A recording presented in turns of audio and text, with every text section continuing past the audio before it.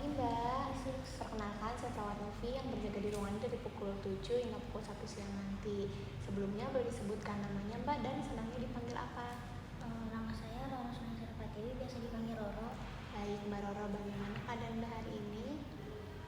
Saya suka mendengar suara-suara itu Suaranya seperti apa Mbak? kayak ngajak buat nyuruh nggak berinteraksi sama orang gitu.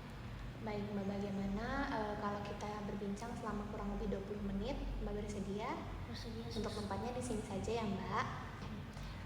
Jadi Mbak Roro, waktu dengar suara itu tuh ada wujudnya atau enggak? Nggak ada sus, suara doang gitu. Suara saja ya Mbak ya. Terus waktu dengar suaranya itu sewaktu-waktu atau terus menerus? Kadang kalau malam sering, tapi kalau lagi sepi kadang-kadang muncul. Jadi paling seringnya terdengar di malam hari ya Mbak ya.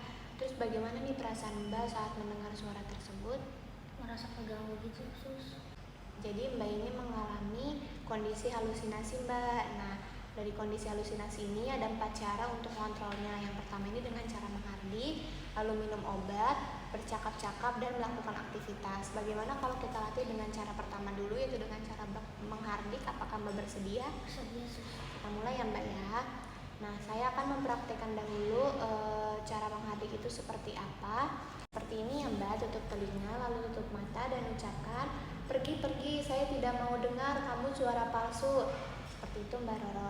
Tapi ketika berada di ruangan yang ramai, Mbak Roro cukup mengucapkan dalam hati. Boleh dipraktekkan Mbak? Baik sus. Tutup telinga orang. Pergi, saya tidak mau dengar kamu suara palsu. Nah, baik Mbak Roro, seperti itu ya. Itu merupakan cara menghardik untuk mengurangi halusinasi Mbak. Jadi ketika Mbak mendengar suara tersebut, Mbak boleh lakukan cara itu ya Mbak. Mungkin dilakukannya saat kondisinya tidak ramai. Jika kondisi sedang ramai, Mbak boleh mengucapkan dalam hati Mbak. Nah, seperti itu Mbak. Nah, bagaimana perasaan Mbak setelah kita bercakap-cakap ini?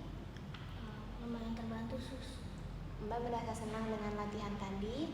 Nah, setelah kita ngobrol tadi, setelah kita juga lakukan cara menghardik, Mbak boleh ulangi sekali lagi bagaimana caranya?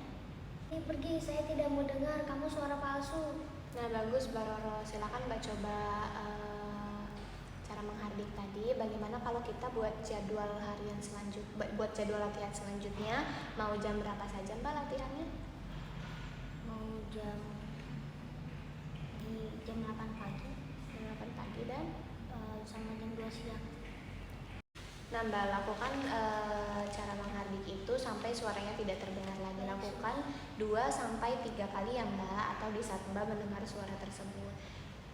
Lalu selanjutnya kita akan mengisi ini Mbak, buku kegiatan harian. Nah, cara mengisi buku kegiatan harian ini adalah sesuai dengan jadwal kegiatan harian yang telah kita buat tadi ya Mbak.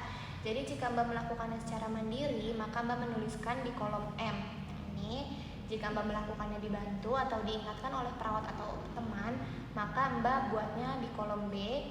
Dan jika Mbak tidak melakukannya, maka Mbak tulis di kolom T ya Mbak. Apakah Mbak mengerti? Mengerti sus. Baik Mbak, bagaimana kalau besok kita berbincang-bincang lagi tentang cara yang kedua, yaitu cara minum obat dan mencegah suara-suara itu muncul.